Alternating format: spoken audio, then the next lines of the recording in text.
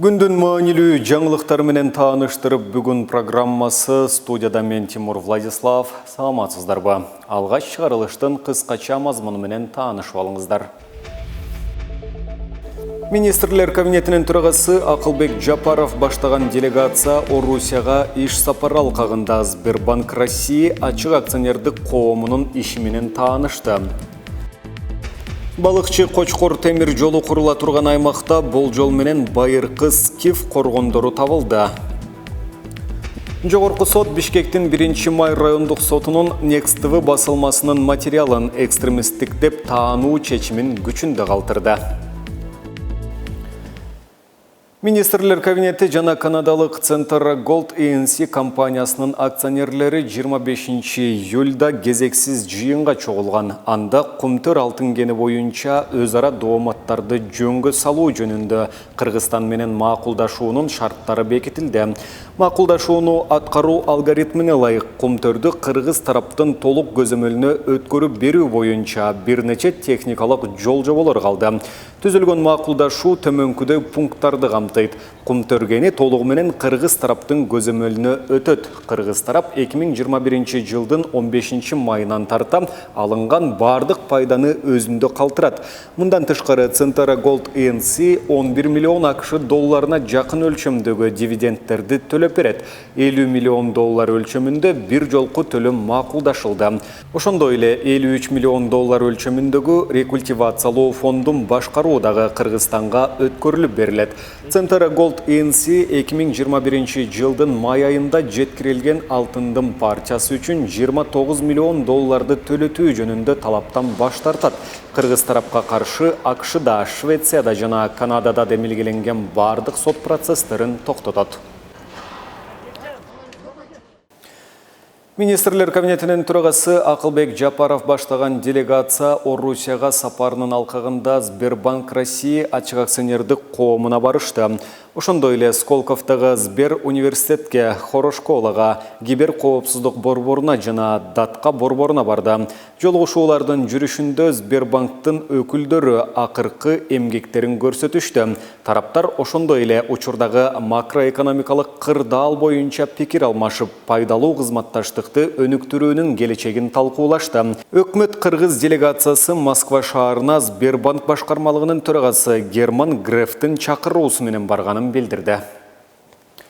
Балыкчы Кочкор темир жолу курула турган аймакта болжол менен байыркы скиф коргондору табылганын 26 июлда Кыргыз темир жолу ишканасынын басма сөз кызматы билдирди. Мекеменин маалыматына караганда, боз бармак тоо кыркалары аркылуу жер астындагы трассанын өтүүсүн долбоорлоодо оюк түрүндөгү байыркы коргондор табылган.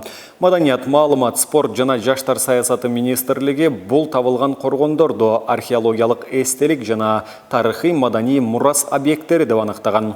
Ошого байланыштуу Кыргыз темир жолу ишканасы объекттерди сактоо режимин камсыздоо жоопкерчилигин өзүнө алып, дөбөлөрдүн абалын археологдор менен бирге талкуулап, аларды казууну жана кайра көмүүнү каржылоо чечимин кабыл алгандыгы айтылды. Учурда тиешелүү адистер менен келишим түзүлүп, алар курулуп жаткан темир жолдун эки тарабындагы байыркы коргондорду казуу иштерин башташты. Жогорку сот 1-май райондук сотунун Next TV басылмасынын материалдарын экстремисттик деп таануу тууралуу чечимин күчүндө калтырды. Бул тууралуу саясатчы Равшан Жээнбеков билдирди. Маалыматка ылайык, Кыргызстандагы Next TV телеканалынын көрсөтүүсүн токтотуу боюнча башкы прокуратуранын өтүнүчү жарым-жартылай канааттандырылды. Сот Next TV телеканалын жабуу жана башка ресурстарда контентти таратууга тыюу салуу боюнча өтүнүчтү канааттандырган жок. Эске салсак, улуттук коопсуздук мамлекеттик кызматы Таалай Дүйшүмбиевди 3-мартта кармаган.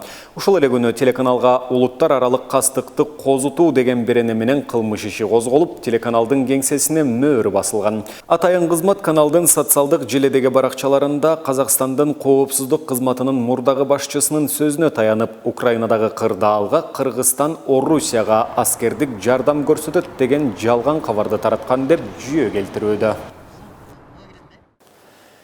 2023 жылдың 1 январынан тартып Кыргызстанда пенсияның өлчөмү 7200 сомго жеткирилиши ыктымал. Социалдык фонддун төрагасы Бактияр Алиевдин 26 июлдагы маалыматы боюнча бүгүнкү күндө пенсиянын орточо көлөмү 6100 сом. Конституцияда пенсия, жөлөк пул жана башка социалдык колдоолордун өлчөмү мыйзам тарабынан белгиленген орточо жашоо минимумунан аз болбоого тийиш деп жазылган. Биз социалдык фонд баш мыйзамдын бул нормасын аткарууга бардык күчүбүздү үрөп жатабыз. Орточо жашоо минимуму азыр 7200 сомду түзөт, деди Бактияр Алиев. Анын маалыматына караганда, быйыл пенсияны көбөйтүү максатында 800 миллион сом каралган. Анын 600 миллиону социалдык фонддун өз каражаты, 200 миллион сом республикалык бюджеттен. Январда пенсионерлердин жарымынын, андан кийин жыл ичинде калгандарынын пенсиясын көбөйтүү мерчемделүүдө. Алиевтин айтымында Кыргызстанда пенсия жашы көтөрүлбөйт. Азыр аялдар 58, эркектер 63 жаштан пенсияга чыккан курак сакталып калды. 22 жылдын 1 январына карата өлкөдө 670 435 пенсионер бар. Жай айларында кыймыл көбөйүп, жол кырсыктары көп каттала баштады. 26 июлга караган түнү Ош шаарында жол кырсыгы катталып, 3 адам мерт кетти. Бул тууралуу жол кыймылынын коопсуздугун камсыздоо башкы башкармалыгынан кабарлашты. Оштун Гапарайтиев көчөсүндө Hyundai Sonata үлгүсүндөгү унаанын айдоочусу рулду башкара албай калып, темир мамычаны сүзгөн. Кырсыктын кесепетинен унаанын айдоочусу жана жүргүнчүлөрү окуя болгон жерде көз жумган. Алар 1982, 75 жана 86 жылы туулган жарандар. Баары Орусиянын жарандары экендиги айтылды. Мына ушуну менен бүгүнкү берүүбүздү жыйынтыктайбыз. Кийинки эфирлерден амандашканча сак саламатта туруңуздар.